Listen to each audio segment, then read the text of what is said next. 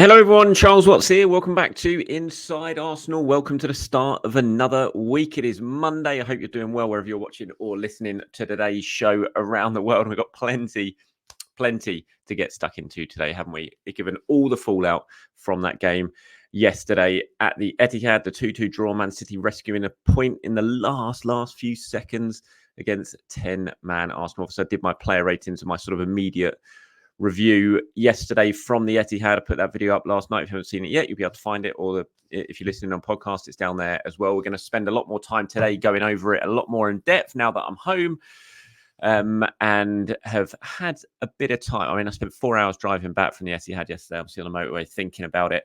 Stopped off at some service stations, bumped into a few Arsenal fans who I was talking to. And yeah, I had plenty of time to sort of ponder exactly how I felt about it all and the performance and what happened at the end, what happened with the referee. And so we're going to spend a lot of time talking about that. You guys have been sending in your reaction as well. So I've pulled some of those together. We'll go through that as well. I'll run through my player ratings as well. But there's plenty to discuss. And what was just a really dramatic, I mean, it's classic Premier League football, wasn't it? It was Premier League at its very best. Drama, goals, red cards, last minute equalisers. I mean, for the neutral, although the second half probably wasn't the funnest game because of the way it all panned out and tactically what Arsenal had to do, it was still, I would imagine, an absorbing contest for everyone watching around the world. For the Premier League, they'll be loving it. For Arsenal, I think you're still waking up, and I'm still waking up this morning really disappointed that they didn't hold on and get the win, which I think they would have absolutely thoroughly deserved. And I think it would have been a proper win for the ages as well. But having said that, I also don't think the draw was a bad result at all. And I also don't think the draw, they're going to be feeling too bad about the draw either when they sort of shake off the initial disappointment of conceding that late goal. I mean, this game, this performance, the result, the way they got it, I think is going to do Arsenal a huge amount of good in terms of what the season may bring. And certainly the reaction, which we're going to go through in a minute, from Manchester City as well, I think tells its own story about what this Arsenal team now are. I think there's an awful lot to feel very positive about as an Arsenal fan because of that. Obviously, the way the game went, Arsenal didn't start very well. They went behind and they dragged themselves into the game, played really well in the second part of the first half, got themselves level, got themselves in front. I think they were deservedly in front at half-time. I thought they ended that first half as the better team. They'd grown into the game, they sort of got over their early nerves, and they were causing Man City problems. And then obviously the red card right on halftime just completely changed it as a game. And then we all know what happened in the second half. Now Arsenal played it and nearly got themselves over the line, but it was that John Stones equaliser right at the death that rescued a point for Manchester City, a point which they celebrated very wildly, obviously, which is quite funny when you sort of the narrative going into the game after what Rodri had said last season in terms of Arsenal not playing for a win, and then you got Arsenal disappointed at not winning the game. You got Man City wildly celebrating getting a draw at home against 10 men. So the narrative completely changed, turned on its head in that one. But the reaction to Man City, I mean, Arsenal, I think from an Arsenal point of view, what you've seen from Man City and heard from Man City from their fans, I mean, I heard it on the radio on the whole way home yesterday. I heard it this morning on the radio from their fans as well. When you look at what their players have been saying, how they've reacted to it, I think from an Arsenal fan, you just got, and from a player's point of view, and from Mikel Arteta's point of view, you've got to be sitting back this morning, kind of rubbing your hands with glee a little bit, in terms of how they've reacted, because it just tells a real story of how Man City view us. And they know that Arsenal are a proper team, and they know they are not going away for far too long. When Arsenal have gone to the likes of the Etihad or Anfield or Trafford or the Bridge, it would be a little patronising rub on the head at full time after yet another defeat, sort of send you on your way. Go on, boys, back to North London, ruffle your hair a little bit. You did well, you tried to play nice football, but you lost 4-0, 5-0, 6-0, whatever it was that we had to suffer far too many times in the past. But now you look at this reaction to how Bernardo Silva's been reaction. You see his comments here. Fabrizio Romano tweeted some of them that Bernardo said to some of the Brazilian media after the game. He's throwing digs at Arsenal about how they haven't won anything yet, and that he was also, saying that Liverpool play the game the right way and always try and win the game. I mean, the Haaland thing, if you haven't seen it yet, if you're watching YouTube, there's a little screen grab of it there. You see him at full time. Arteta goes to shake his hand, and Haaland just launches into one. He's like, stay humble, stay humble. And then Jesus comes up to him and is like, why are you talking? Why are you saying that? And then Haaland's calling him effing this and calling him a clown, and it just makes me laugh. I mean, it's just you got Haaland. Stay humble is the message he's saying to Mikel Arteta, who's just walking past him, shaking his hand at full time. This is the Haaland who about 2 minutes earlier had thrown the ball at the back of Gabriel's head. A disappointed Gabriel had just conceded the last minute goal, had his shirt over his head, and you got Haaland from behind throwing the ball at the back of his head and then doing one, running away before Gabriel could even see who did it. And then about a minute later, going up to 17-year-old debutant Miles Lewis Skelly, asking him, who are you? Who are you? He completely lost his head. He was the least humble person in the entire Etihad Stadium at full time yesterday. And then he's walking up to Mikel Arteta saying, stay humble, and then causing a big sort of scene with Gabriel Jesus, well, for absolutely no reason. His head had gone. City's heads, their players' heads had gone because of what Arsenal had done to them. They'd absolutely rattled them, and it's just a really good sign for Arsenal. Look, City are still top dogs. They're the best team in this division. They're the best team in Europe. And they will, more than likely, I hope I'm wrong, but more than likely might go on and win the Premier League title because of just the players they've got and the quality they've got. But they know they are in for a real fight with Arsenal. And I thought the reaction at full time yesterday showed that. Arsenal had got under their skin. And it takes a lot to get under Manchester City's skin because they're so used to just brushing teams aside. And you saw that Liverpool rivalry that they had because they knew Liverpool were a rival and they didn't like it.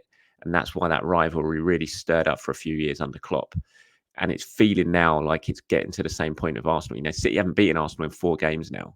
They can't find a way to beat Arsenal. Even with 10 men at home, they can't beat Arsenal. And it's really beginning to bother them, I think. And the reaction we've seen from their players since and their fans, it tells its own story. And for Arsenal, that's a real positive, I think. I mean, you think back 3 years ago, just 3 years ago, Arsenal went up to the Etihad. Granit Xhaka got sent off in the first half. Arsenal lost that game 5-0. Could have been 10-0. They lost it 5-0. And then wind the clock forward 3 years. They have another player sent off in the first half, and it takes a 98th minute equaliser for Man City to get themselves a point in that game. It shows how far Arsenal have come. It shows how much they've changed as a football club. The mentality they've got, the quality they've got to hang in these games. I wish it had stayed 11 against 11 because I really think Arsenal were going on to win that game. I thought they finished first half better. They'd sussed City out, I thought. And I think they would have gone on and won that game if it was 11 on 11. We'll never know, obviously. It's just hypothetical, but it's what I thought at half time. But I still think they deserve to win the game, even with 10 men, because City just couldn't get through them. And all it took was a massive bit of luck, a deflection falling into the path of John Stones in the 98th minute to get him a point. And so I think it's a good point at the end of the day. I've had my time to think about it now. And I think just seeing City's reaction it's perked me up a little bit from a sort of fan point of view anyway. It's cheered me up a little bit because it just made me realise that they know Arsenal are not going away. They know they mean business. I think that's a really good thing. And I think this week has just shown that Arsenal are a proper team now, and yesterday showed it, but the whole week as a whole, what they've had to go through, 3 away games, Spurs, Atalanta away, the Europa League champions away in Italy, Man City, the Premier League champions away on the Sunday, missing so many key players. And players were just collapsing on the floor in the last 20 minutes yesterday, injured. Raya was limping after the game. Calafiori, Timber, Martinelli, they all couldn't continue, and yet they still found a way to be seconds away from winning this game. After such a demanding week, they've gone unbeaten in all 3 away games. They're unbeaten after the first 5 games of the Premier League season, having been to Aston Villa, Spurs, Man City. It's been a really good start, especially when they're still not at their best. They're nowhere near at their best yet. So I'm feeling pretty good, I have to say. Apart from the disappointment of obviously seeing 2 points slip away, and 2 points which would have been, a win that would have been absolutely huge. So I'm disappointed from that. But from an Arsenal point of view, from what I've seen, and from how rattled Manchester City are, I'm feeling pretty good this morning, I have to say. Okay, Mikel's thoughts on the game yesterday afterwards in the press conference. Obviously, he wasn't happy about the red card. We'll get to that in a minute. He said on the thoughts of his game, he said we had a very difficult start in the first 10, 15 minutes. We were struggling to control certain spaces and we didn't have enough ability to get out the first 25, 30 metres of the pitch, which meant we never controlled the game. After that, we started to understand what we had to do. We were much more efficient. Obviously, we were thrown into a context that made it impossible for 56 minutes. But anyway, we adapted to that context in the best possible way, and the team competed. The way the team competed was just unbelievable. I'm so proud of the team. You can't be thrown into a more difficult situation against that kind of opponent. The way we handled it, I am so proud, and quite well, and quite right. He absolutely should be so proud. Okay, the red card.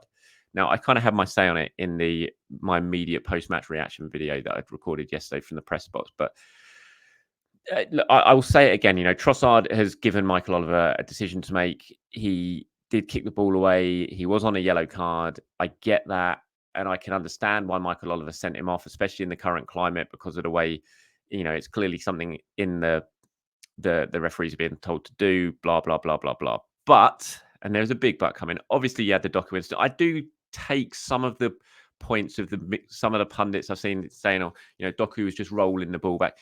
He kind of was, but he was rolling it back in a way where he knew Arsenal weren't going to be able to take the free kick quickly where he rolled it. So I don't buy into all that. And Alan Shearer was saying on Match Day 2 yesterday that Michael Oliver was telling Doku where to roll the ball to. That wasn't right either. Doku had already kicked the ball when Michael Oliver then started pointing to the spot that he wanted to. He was pointing to the spot of where he wanted it to try and excuse what Doku had done, and it was telling Arsenal players why he wasn't going to book him because he wanted the free kick taken from over at that point. Whatever, but just take that out. The consistency is just something that is always going to frustrate fans, managers, players, and everything like that. And it's obviously frustrating Arsenal at the moment. But just it's the debate of, and we're here. I'm sure we're going to hear it again today. It's going to really wind me up. We're going to hear it again today. We have Ref Watch on Sky Sports. I'm sure Dermot Gallagher will be banging on about it. He's given the referee no choice. That is just the worst reasoning you could possibly have. The referee always, always, always has a choice. Like Michael Oliver at the Emirates last season had a choice when Kovacic did those two awful challenges, and he didn't give him 2 yellow cards for it. He left him on the pitch. He decided not to do it. But Howard Webb afterwards, talking on the mic'd up show, that he didn't want to ruin the game, have a negative impact on the game, when it's exactly what he did yesterday. He had a choice whether or not to book Trossard yesterday for the second time. He'd just blown the whistle. There was less than a second.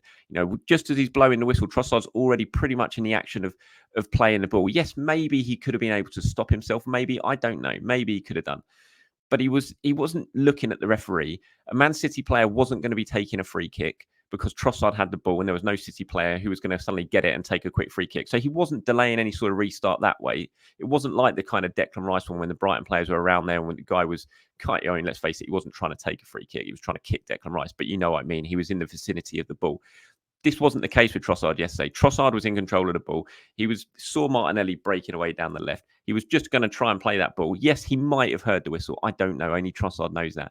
But it's very hard to stop yourself from kicking it. Oliver could have taken a breath there, sort of looked at the situation and thought, you know what, he's not looking at me. He's just kicking it as I blow the whistle. Do I really need to give him a yellow card there? Probably not. Maybe I should just give him a warning. And that's when the referee had no other choice argument just falls down, because he clearly has a choice. How many times are you watching a game when a player's already on a yellow card and he commits another foul that should be another yellow card, but instead he walks up to the player and kind of gives him a final warning? He has a choice there. He could give him a yellow card, but he doesn't. He decides to give him a final warning. And normally that gets praised by commentators at a game and something like that, saying, "Oh, well done, referee. He's chosen to just give him a warning. That's his final warning." He could have easily done that to Trossard yesterday, but the red card was just out like that straight away. And that's where the whole thing just falls short to me. And I just don't buy into all the reaction we're going to get and the people, the pundits, the media watch programs, the VAR watch website articles we're going to see on it now praising Michael Oliver and saying he had to do what he had to do. It's just rubbish. He didn't have to do that. He could have made another decision. Was Trossard potentially at fault? Yes. I'm not absolving Trossard of any blame here, but there is no way that anyone's going to convince me that Michael Oliver had to make that call and completely ruin the spectacle of such a huge game for an incident where he could have just taken a breath and gone down a different route. So that's my thought on it. Mikel didn't want to speak about it afterwards, really, not too much. He said a little bit. He said when he was asked about it, he said he said it's that obvious that it's not necessary to comment on. It's the second time I'm expecting 100 Premier League games to be 10 against 11 or 9 versus 10 this season. Let's see. He said if you've played any football or any sport, it's less than a second from Trossard kicking the ball, less than a second. The previous one, Doku delaying a restart, is more than a second. That's it. Simple. And the thing with Doku's one as well, he knew the referee had given that foul. He was looking at the instant. It was completely different to Trossard with his back turned. So I can understand why Arsenal are going to feel pretty hard done by the decision, even if, and I'm not, like I said earlier, maybe Trossard could have stopped himself. We don't know. Only he knows that. But yeah, that's my thoughts on the 2 yellow card incidents. Okay, as I said at the start of this, Arsenal were dropping like flies by the end of the game. You had Calafiori limp off. You had David Raya limp off. He walked through the mix zone, got a strapping on just beneath his knee. And he was limping. I watched David Raya in the warm-up for the Spurs game last week. I was watching him. He just didn't look right in that warm-up for the Spurs game. Obviously, he had a fantastic game afterwards. He had a brilliant game yesterday, but he looked like he was nursing something in the warm-up against Spurs. And the way he even walked off the pitch after the warm-up, he walked off a bit early, and he just didn't seem to be walking properly. And again, yesterday after that match, the Etihad, he was limping through the mix zone. It clearly feels like there's something bothering David Raya. Not that it's showing in his performances because he's been absolutely exceptional. But Timber went off, Calafiori went off, Martinelli went off. Mikel was asked about Timber and Calafiori. He said they haven't played 90 minutes in this kind of context for sure, but they're willing to help the team and we will find solutions. Ben White obviously didn't start yesterday. He's nursing a knee injury. Mikel didn't actually want to play him yesterday, but because of the red card, he put him on. He said, I spoke to Ben. I wanted to protect him, and he's not going to ever tell you that he's not fit. He will run through a brick wall for you, and the intention was to try and not use him today, but we had to, and I'm very grateful because he performed very well. Calafiori's performance, said he was great. Again, to have debutants start Premier League game in this context, he has so much personality and quality.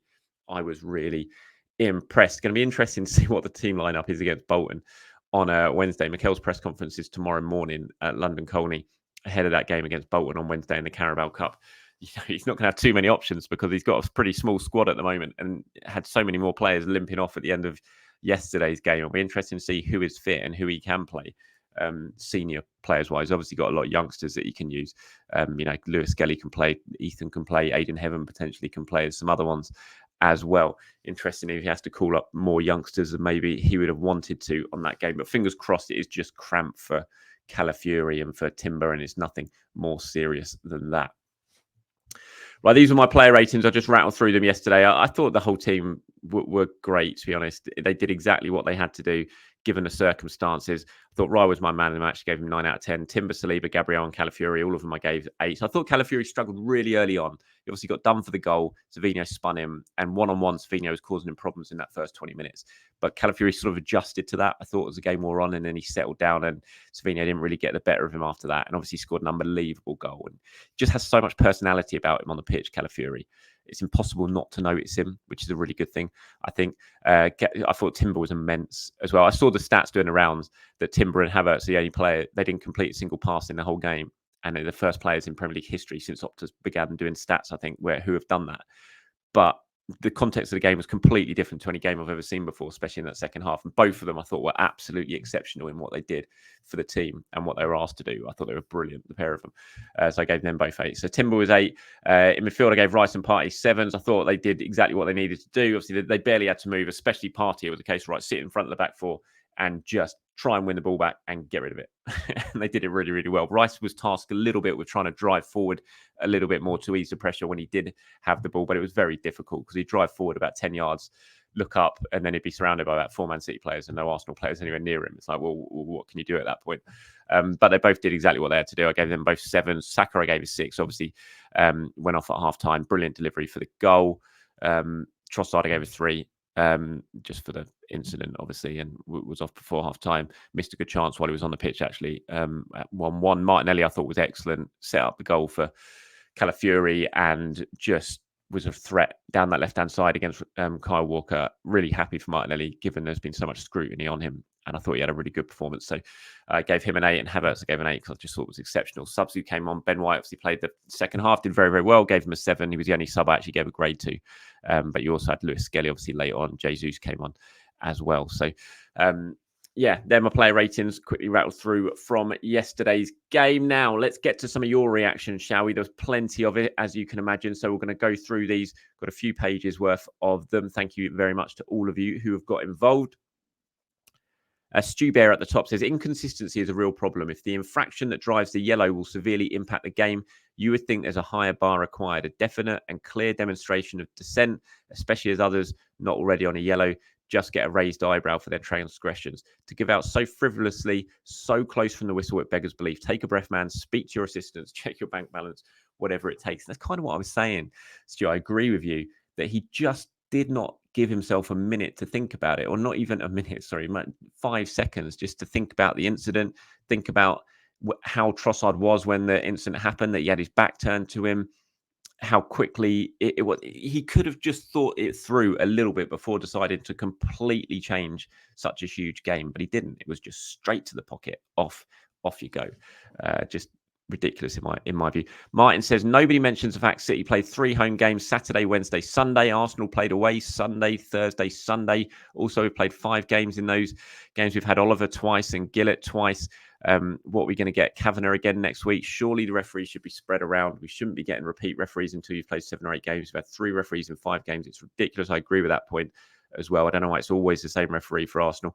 It seems a bit mad to me. Neil says, hi, Charles. Do you have any news on Marino? What timeline are we looking at? Certainly not until after the next international break, Neil. So I'm going to have to wait a little bit longer until Marino is available. Says, I do really believe Jorginho and Partey are doing fine, but concerned about their load in the long run. With Marino, the workload on the TP and Georgie will reduce and they'll be able to make a greater impact. Yes, absolutely. Look, Arsenal need Marino back very, very quickly, 100% as soon as possible. But I do think we're going to have to go a little bit while. Yeah, obviously, we've got the next international break coming in a couple of weeks. Maybe the original plan was that maybe he could be back after that. But you know, it's touch and go. We'll have to wait and see. Sam says, if something is worthy of a second yellow, it should be something that always gets a yellow, or a player team should get a final warning. If kicking the ball away is worthy of a second yellow for a first offence, then they need to give it for each and every one. Again, it's consistency, isn't it? It's just the fact that you'll have one instant where you get it and another instant where you absolutely weren't. I mean, Michael Oliver was a referee last weekend at Anfield when Szoboszlai already on a yellow card. He blows his whistle. Szoboszlai boots the ball across the other end of the pitch, and Oliver didn't book him.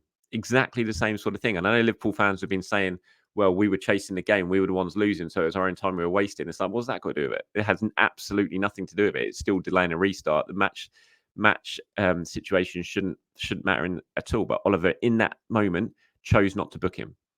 And then in this moment, he chose to book Trossard. And that's the thing. It's the consistency. It always falls down on consistency. Jan says, God, I hope Arteta drives home discipline around messing with the ball during free kicks. No point blaming refs. Those are the rules. We can't expect consistent application. We need to avoid putting ourselves in position to be punished. We need to take a leaf from the discipline of our amazing defenders. Come on, get it done. I agree with that, Jan. I think the Arsenal definitely need to sit down today and say, right, let's stop giving the referee the opportunity to do this. You know, and that's why I'm not absolving Trossard of the blame yesterday. He could have done something a little bit differently. He gave the referee a decision to make, and he really shouldn't have put himself in that situation. So I'm definitely not absolving him of any blame from it. Goss says, Martinelli did all the fantastic defensive work we see from him every week. He stood out, clearly took more time with the final ball, and he immediately became more effective. Something has clicked, and I hope he continues in this vein, because he will score and set up a lot of goals if he carries on from here or improves again. Goss says, I've done that twice. Sorry, Gus, I've doubled your comment there. Weeksy says, super proud. That is a result of a champions. Forget we had 10. It's about the performance and cheating. City were second best. No excuse. We did a job on them. We all probably thought at halftime they would go on and get a win, but they didn't. City celebrating a draw at home against 10 players says it all. Move over the cheats and give us our trophies back and take Oliver with you. Noticed at halftime he was trying to explain the dreadful decisions to Saka, who kept saying no to his reaction. Last few here. Rob says, so proud to be an Arsenal fan. We were magnificent, especially Raya, Gabriel, Saliba, Timber, White, Calafiori. What a strike. If you had said to me before the game we'd play half of it with 10 men and come away with a point, I'd have bitten your hand off. I'd have been a hand off for a point, even with 11 men, I have to say, before the game. All these City players and fans moaning about our second half tactics can do one. If we had gone toe-to-toe with them, they'd have picked us off. And the City fans saying we came for a draw, they forget and we're actually winning. They are worried because they know that we're the real deal. Be proud this morning. A great point in the circumstances. Really good post there, Rob. Agree with you 100%. Nathan says, bigger picture, guys. If you told me we got 11 points from these first 5 and we're down to 10 men in the games, we drop points, I'd be very excited. Absolutely. And Live, Learn and Teach says 11 points from a tough start, unbeaten with trips to Villa, Spurs and Chelsea City. Without Odegaard, Marino, the 2 games we drew, we played a lot of games with 10 men. That's a good start. PS, shouldn't Haaland be charged for throwing the ball at Gabriel's head? I'm not sure if you can get charged because I doubt that'd be a red card. So you can't retrospectively give someone a yellow card. So I imagine he'll get away with that. But yeah, that was cheeky from Haaland, especially when he goes on to tell Mikel Arteta about 10 minutes later to stay humble. It's like, yeah, maybe take a look at yourself, Erling, before you do that. Right, that's it from me today. Sorry, it's probably a bit of a rambling one. We're up to 25 minutes on this one, so a little bit longer than usual, but plenty to discuss. So much fallout for what was a dramatic game at the Emirates. Right, I'll be back tomorrow after the press conference that Mikel Arteta is going to hold in the morning regarding the Bolton game. So stay tuned for that. We'll get all the latest from him in terms of injuries, team selections, what he's going to do for that Bolton game.